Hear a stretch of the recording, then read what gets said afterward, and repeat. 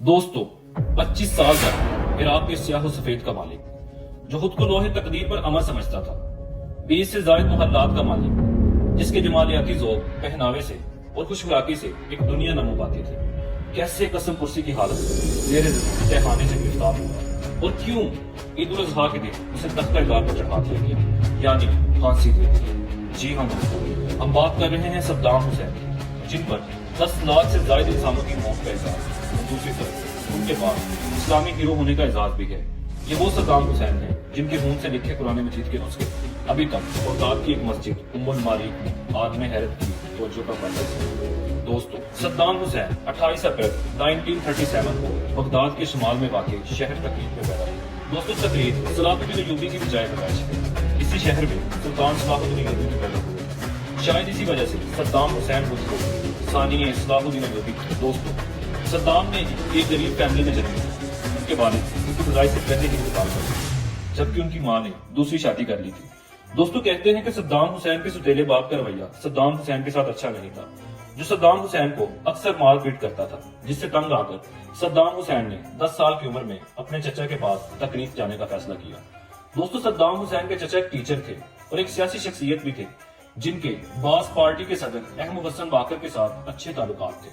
اپنے چچا کے زیر سایہ صدام نے سیاست میں دلچسپی لینے کا آغاز کیا اور احمد حسن باقر کے منظور نظر بن گئے۔ دوستو، 20 سال کی عمر میں صدام کو ان کی یونیورسٹی، جہاں وہ قانون کی تعلیم حاصل کر رہے تھے، وہاں سے ان کے سیاسی نظریات کی وجہ سے ایکسپیل کر دیا۔ دوستو، یہ وہ دور تھا جب عراق میں برطانوی نو آبادیاتی نظام کے اندر بادشاہت چل رہی تھی۔ صدام بادشاہت اور جگیدرانہ نظام کی سخت خلاف تھے۔ 1958 میں انقلاب کے نتیجے میں برطانوی نو آبادیاتی نظام کا خاتمہ ہوا اور بادشاہت کا بھی ساتھ ہی خاتمہ ہوا۔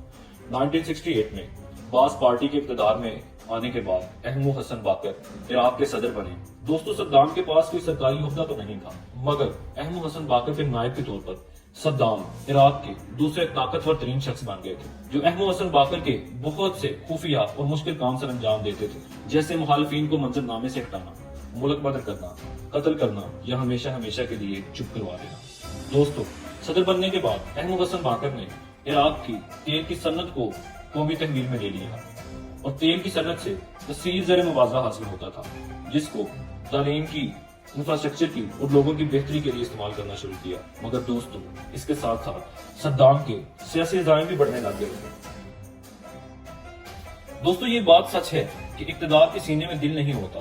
صدام نے بوڑھے احمد حسن باقر کو 1979 میں زبردستی استعفیٰ دینے پر مجبور کیا اور انہیں جیل میں ڈال دیا اور خود عراق کے صدر بن گئے۔ صدر بننے کے بعد صدام حسین نے ایک کونسل میٹنگ بلائی اور باس پارٹی کے وہ ارکان جو صدام کی مخالفت کرتے تھے ان کی ایک لسٹ پیش کی، جن کے نام بآواز بلند پکارے جاتے اور انہیں گرفتار کر دیا جاتا اور بعد میں انہیں ملک دشمن قرار دے کر، یعنی غدار قرار دے کر قتل کر دیا گیا۔ دوستو، ان کی کل تعداد 68 تھی۔ وہ خود کو ثانی صلاح الدین ایوبی نہ صرف کلیم کرتے تھے بلکہ برملا کہتے تھے کہ میں اسلامی دنیا کا سب سے بڑا سپاہ سالار ہوں۔ دوستو، 1971 میں جب ایران میں آیت اللہ خمینی کا انقلاب آیا اور ایران میں ایک شیعہ حکومت کا قیام عمل میں آیا، جس کو بیشتر عرب ممالک تشویش کی نگاہ سے دیکھتے تھے، چونکہ یہ عرب ممالک سنی مسلک سے تعلق رکھتے تھے اور امام خمینی کی شیعہ حکومت کو اپنے پڑوس میں خطرہ تصور کرتے تھے۔ صدام حسین نے کویت اور سعودی عرب کی حمایت سے 1980 میں ایران پر حملہ کر دیا۔ دوستو، یہ بہت خطرناک جنگ ثابت ہوئی، جس نے صدام حسین کے ابھرتے ہوئے مضبوط معاشی ملک عراق کو ذب و حالی کا شکار کر دیا، جس کی وجہ سے عراق پر بڑی مقدار میں قرضے چڑھ چکے تھے اور عراق کی معیشت بھی تباہ ہو چکی تھی۔ اس میں بڑے حجم کے قرضے سعودی عربیہ اور کویت کے تھے، جو عراق کو اس جنگ میں سپورٹ کر رہے تھے۔ یہ جنگ 8 سال تک چلی اور ایک بے نتیجہ ختم ہوئی، جس میں تقریباً 10 لاکھ سے زائد لوگ موت کا شکار ہوئے۔ دوستو، اقوام متحدہ کی انٹرفیئرنس کے بعد جنگ بندی تو ہو گئی، مگر عراق بری طرح معاشی عدم استحکام کا شکار ہو چکا تھا۔ صدام حسین نے عراق کو دوبارہ معاشی طور پر بہتر کرنے کی کوشش شروع کر دی۔ اس سے سعودی عربیہ اور کویت سے قرضہ معافی کی درخواست کی، جو کہ ظاہر سی بات ہے کہ اتنی بڑی رقم معاف کرنا آسان نہیں تھا بلکہ ممکن نہیں تھا۔ الٹا کویت نے عراق سے قرضہ جلدی واپسی کرنے کی درخواست شروع کر دی۔ دوستو، جب یہاں بات نہ بنی تو صدام حسین نے عرب ممالک سے انٹرنیشنل مارکیٹ میں تیل کی قیمتیں بڑھانے کی درخواست کی تاکہ زیادہ زر معاوضہ آ سکے اور عراق کی معاشی حالت بہتر ہو سکے اور قرضوں میں بھی کمی آ سکے۔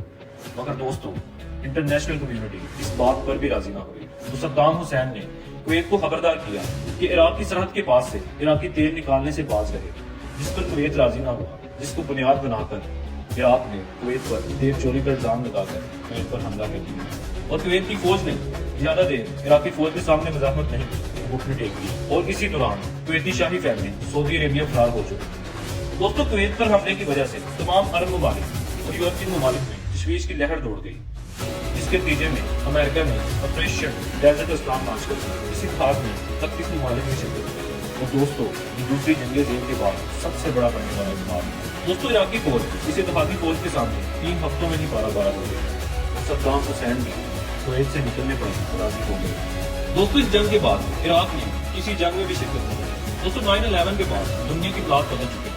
امریکی صدر بش نے 9/11 کے بعد یہ الزام عائد کیا، عراق کے پاس مغلق ہتھیار ہیں، یعنی جوہری ہتھیار ہیں، جو دنیا کے لیے بہت بڑا خطرہ ثابت ہو سکتے ہیں اگر یہ ہتھیار طالبان یا دہشت گردوں کے ہاتھ میں آ گئے، جس کے سدباب کے لیے امریکہ اور اتحادی افواج نیٹو نے فروری 2003 میں عراق پر دوبارہ حملہ کر دیا۔ دوستو، واضح رہے کہ اس میں اقوام متحدہ کی انسپیکشن ٹیم نے عراق میں کسی طرح کے ہتھیاروں کی بھی تصدیق نہیں کی تھی، اور اقوام متحدہ کی بھی امریکہ کو اس حملے میں حمایت حاصل نہیں تھی، اور ابھی تک اس بات کا کوئی ثبوت نہیں کہ عراق کے پاس کوئی ایسے ہتھیار تھے بھی یا نہیں۔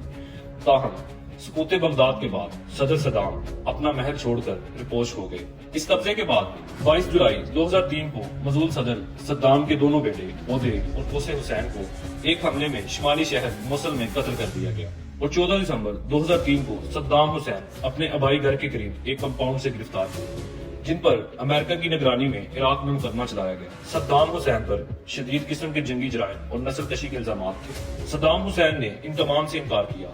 اس مقدمے کے نتیجے میں 3 نومبر 2006 میں صدام حسین کو 148 کردوں کے قتل کے الزام میں سزائے موت سنا دی گئی، اور 30 دسمبر 2006 کو صدام حسین کو عید کے دن پھانسی دے دی گئی۔